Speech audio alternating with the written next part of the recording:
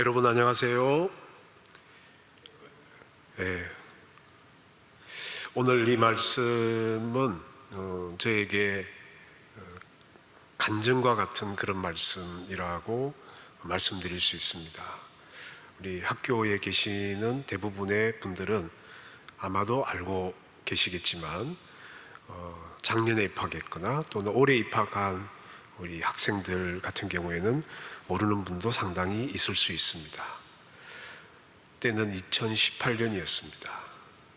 아마도 지금쯤이었을 것 같아요. 5월 말. 그때는 학기가 6월 초에 끝나기 때문에 6월 말이면 모든 거의 수업이 끝나갈 쯤이었습니다. 월요일 아침이었는데요. 갑자기 제가 엄청난 두통이 일어나기 시작하더라고요. 학교에 오기 위해서, 출근하기 위해서 화장실에서 준비를 하고 있는데 엄청난 두통이 오는데 그 두통의 느낌이 저도 그 이전에는 그런 경험이 없기 때문에 달리 그 느낌을 말로 표현할 길이 없습니다만은 아마도 이와 같은 게 아닐까라고 말씀드릴 수 있는 것은 전기 드릴로 누군가가 내 머리를 뚫어버리는 듯한 두통이었습니다.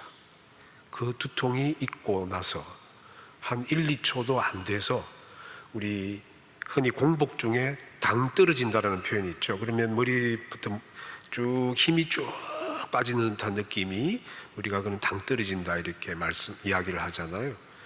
그런데 그 당 떨어지는 듯한 몸에서 기가 빠지는 느낌의 평소의 그런 느낌의 한 10배 이상의 뚜렷한 느낌이 머리끝에서 발끝으로 쭉 힘이 빠지기 시작하면서 그리고 그 힘이 빠짐과 동시에 앞이 보이지 않더라고요.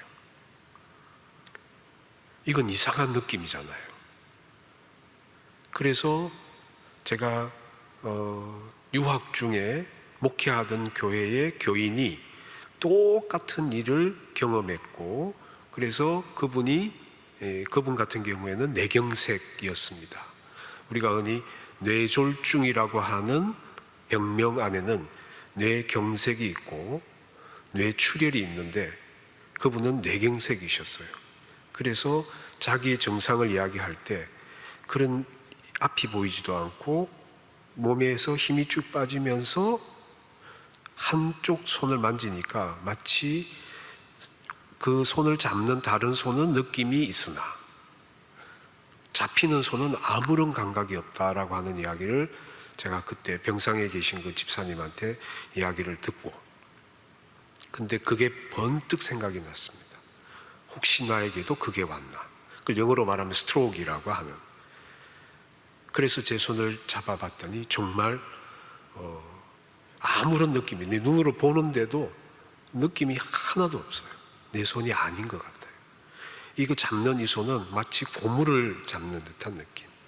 그리고 똑같은 쪽에 있는 왼발로 발을 디뎌봤는데 발은 눈으로 볼 때는 디뎌지는데 그 발끝에는 아무런 감각이 없었습니다.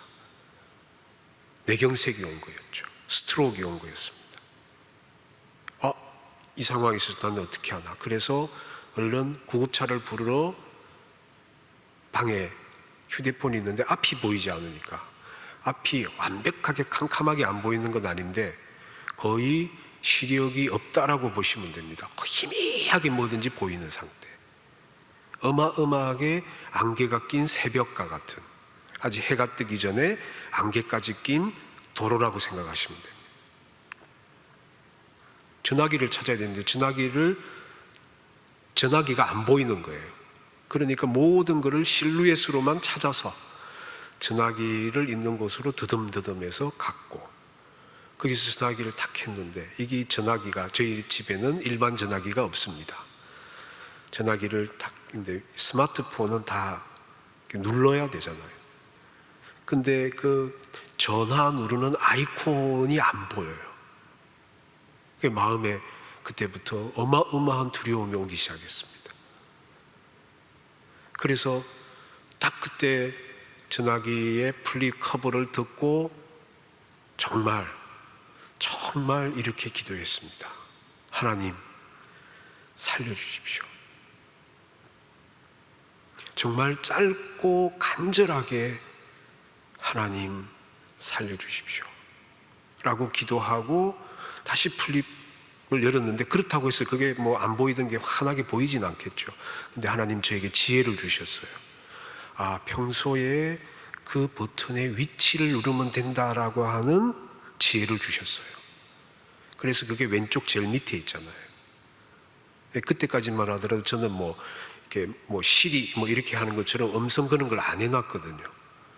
그냥 눈이 보이고 하니까 그런 걸 그거는 그런 그 early adopter들이 그런 걸 빨리 하고 하는 걸 좋아하는 사람들의 경우이고, 나에게는 해당되지 않는다라고 저는 생각을 했죠. 그래서 그 버튼을 눈을 감고 눌렀습니다. 그리고 눈을 보니까 잘 안 보이지만 키패드가 보이네. 다이얼 키패드가. 하나님 감사합니다 하면서 이 다이얼을 누르고 하는데 그 다이얼 키패드에 119가 안 보이는 거예요, 이번에는. 그리고 다시 눈을 감고 정말 짧고 간절하게 하나님 살려주십시오.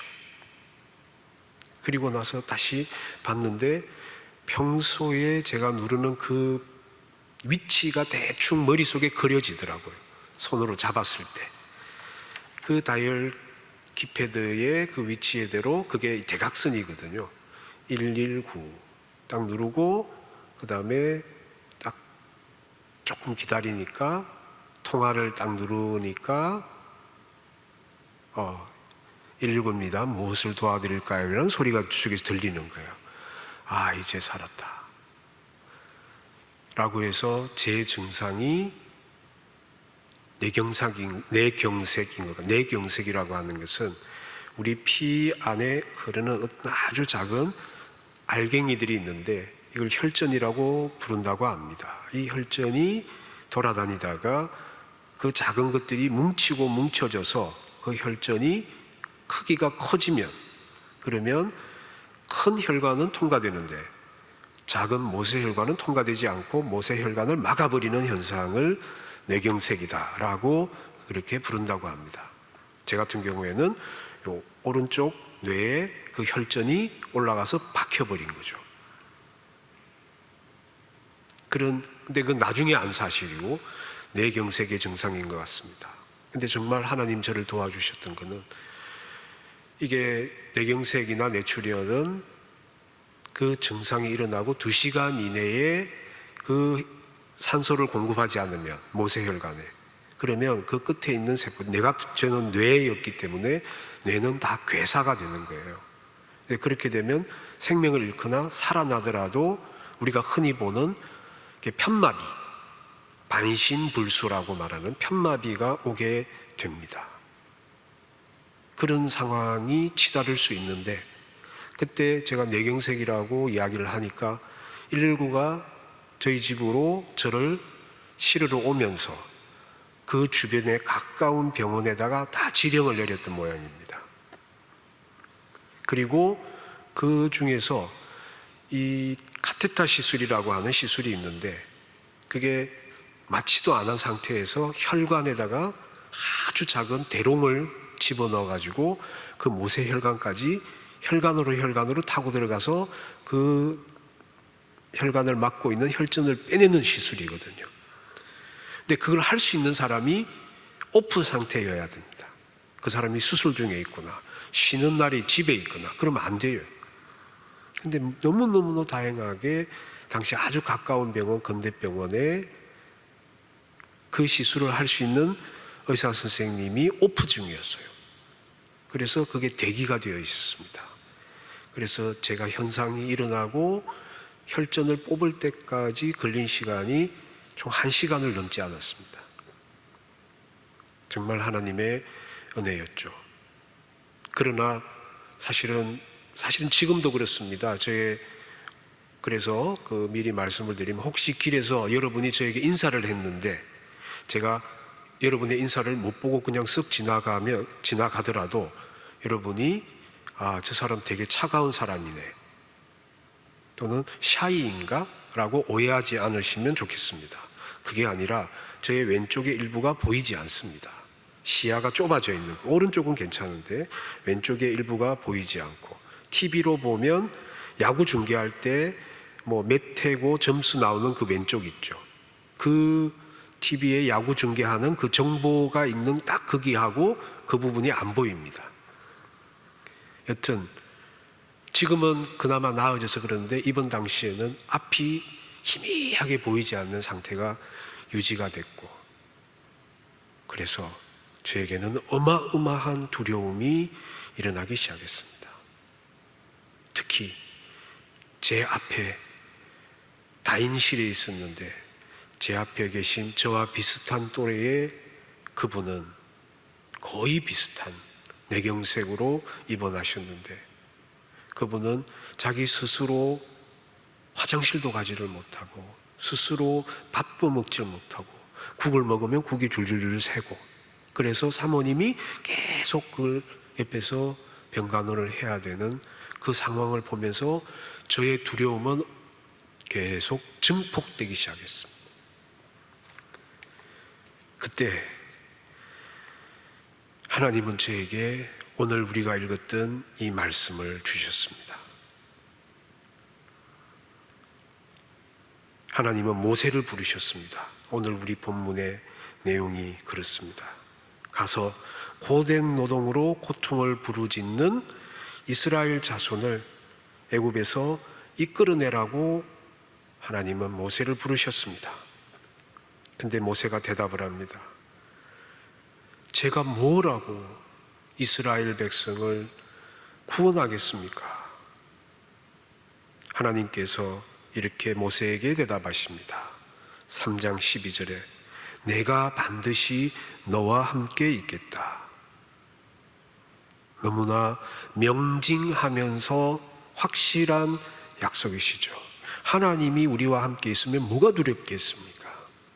그렇게 약속하십니다. 내가 너와 함께 있겠다.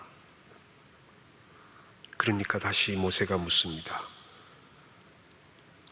근데 당신은 누구시죠? 당돌할 것 같지만요, 너무나 당연할 수도 있습니다.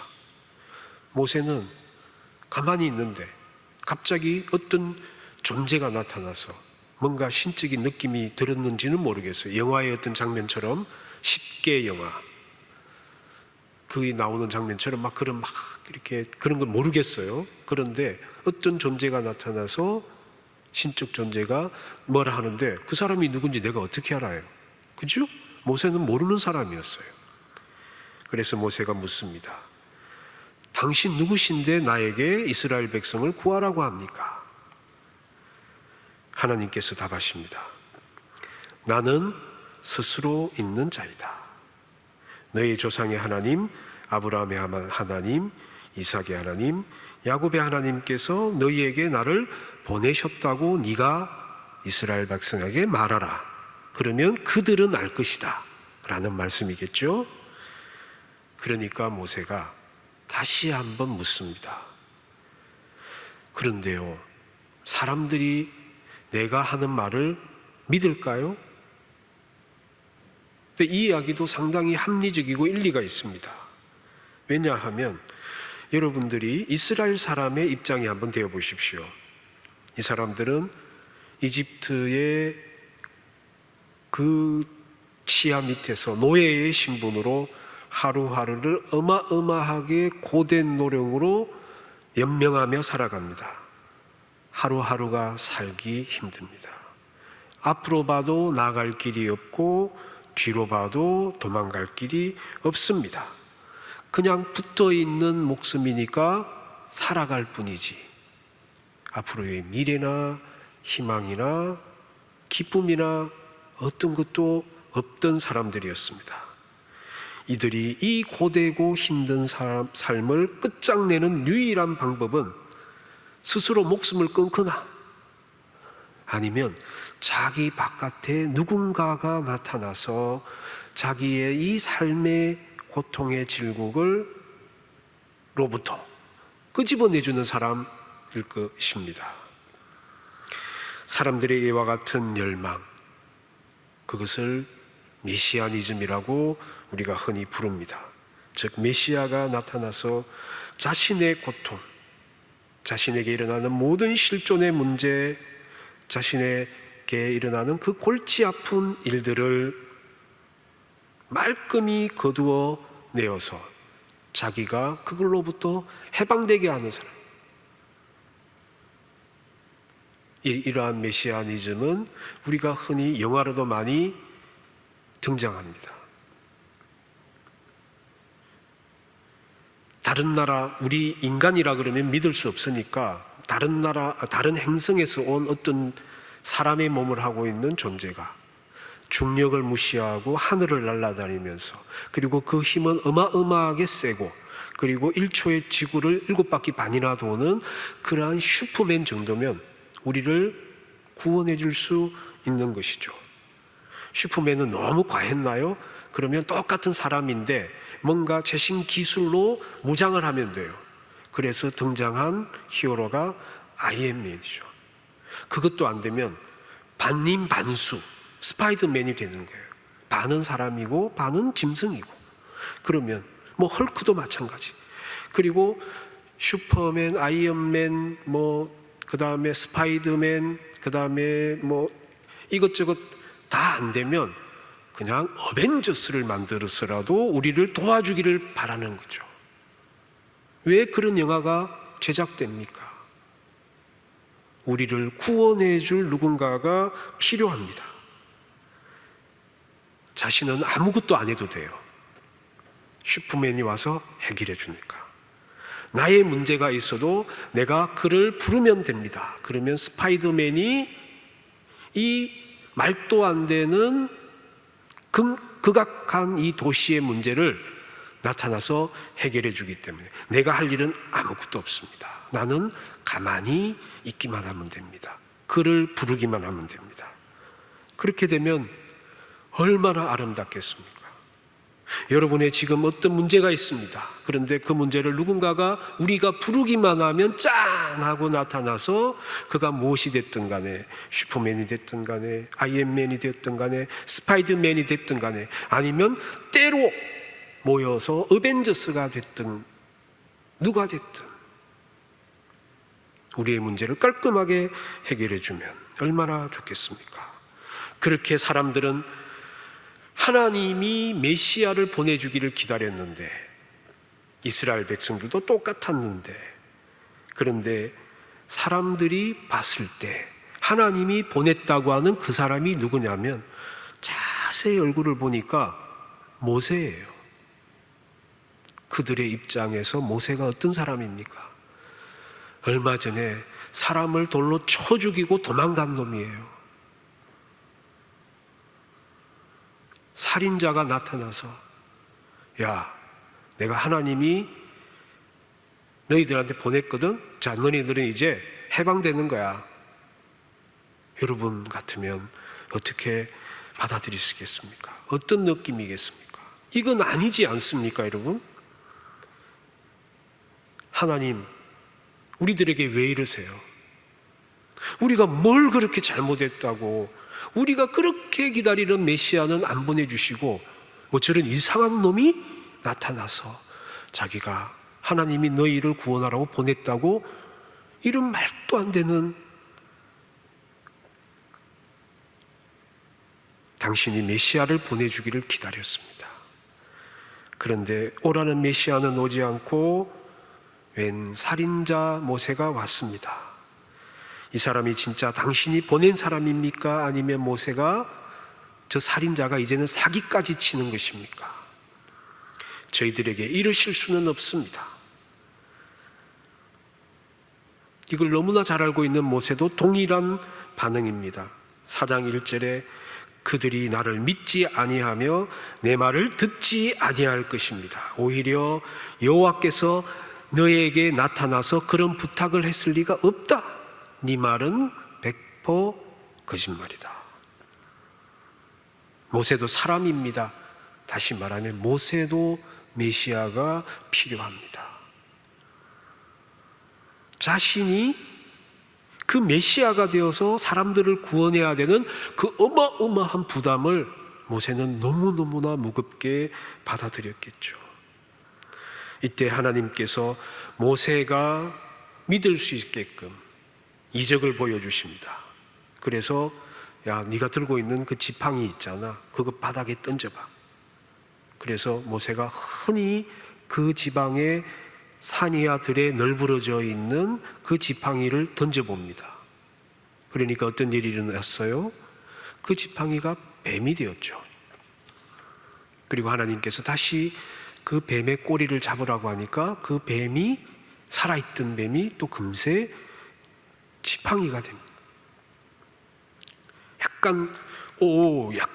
막 이렇게 몸이 움찔움찔 할 것 같은데 그까지는 안 돼요. 그거는 아이엠먼급도 안 돼.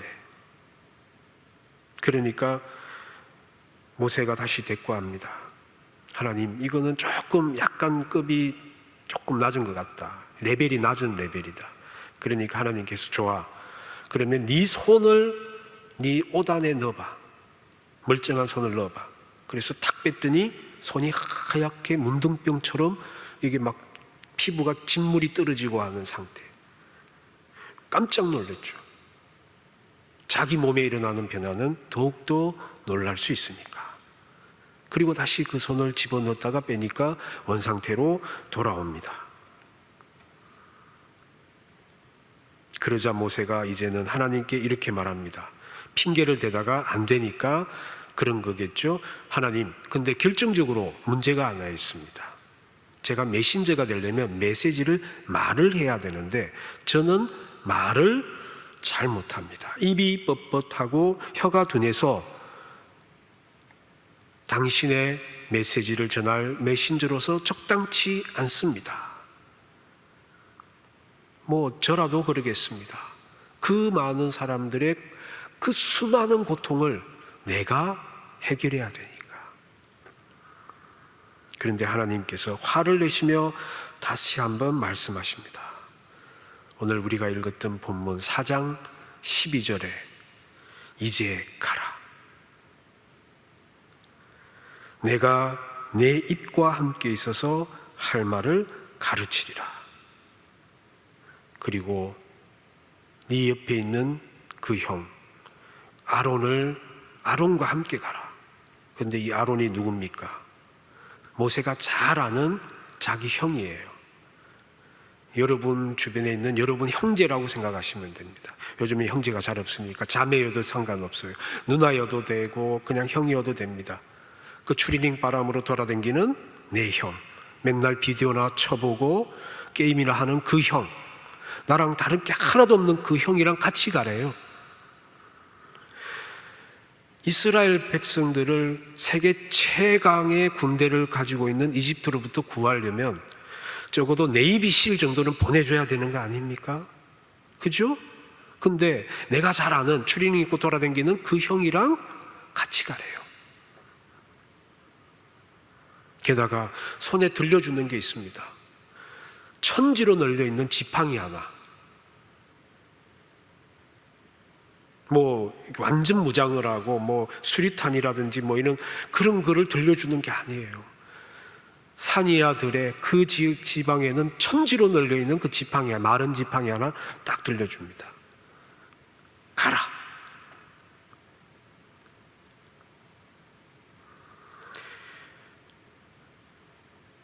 제가 병상에 있을 때 이 말씀을 만났습니다. 모든 두려움이, 모든 상상 가능한 모든 두려움이 저를 짓누르고 있을 때에 하나님께서는 저에게 가라라고 말씀하셨습니다. 우리가 눈에 보이지 않는 이 코로나 앞에 우리가 무릎 꿇을 수는 없습니다. 이 두려움 앞에 무릎 꿇는 것은 다른 사람을 혐오하고 다른 사람을 배제하고 다른 사람을 차별하는 것입니다. 그게 그 두려움 앞에 무릎 꿇는 것입니다. 그런데 오늘 이 본문 말씀은 그 병상에 있는 저에게도 오늘 우리에게도 하나님은 말씀하십니다. 이제 가라. 믿음은 무엇입니까? 제가 생각하는 믿음은 하나님이 나와 함께 있음을 믿는 것입니다. 하나님이 나와 함께 있음을 믿는 것, 그리고 하나님은 우리에게 더 중요한 것, 하나님이 함께 하심과 더 중요한 것, 우리에게 형제를 보내주셨다는 그 추리닝 입고 돌아다니는 아무런 능력도 없어 보이는 그 형제들을 보내주셨어요. 그게 우스울 일이 아닙니다. 하나님은 나만 보내주는 게 아니고 형제들을 보내주셨어요. 우리가 하나님을 믿는다라고 하는 것은 하나님께서 우리에게 보내주신 내 옆에 형제들과 손을 잡고 앞으로 나아가는 겁니다. 그때 하나님은 우리와 함께 계실 겁니다. 하나님을 믿기 때문에 그 형제들과 손을 잡고 나아가야 하는 것입니다. 그래야 넘어지지 않습니다. 그래야 하나님이 우리를 위해 예비한 그 축복을 우리가 발견할 수 있기 때문입니다. 여러분의 삶을 뒤돌아보십시오. 저도 그때 그랬습니다. 나의 삶을 반추하게 될 수밖에 없는 상황에 처하니까 나의 삶을 돌아보게 되었습니다. 그런데 제가 느끼는 것은 제가 살아왔던 그 걸음 하나하나마다 하나님의 은총이 아니었던 적이 없었습니다. 우리는 계속 하나님의 은총으로 하루하루를 살아가고 있는데 하나님의 은총인지 아닌지를 모릅니다. 왜? 내 혼자 살려고 하기 때문에.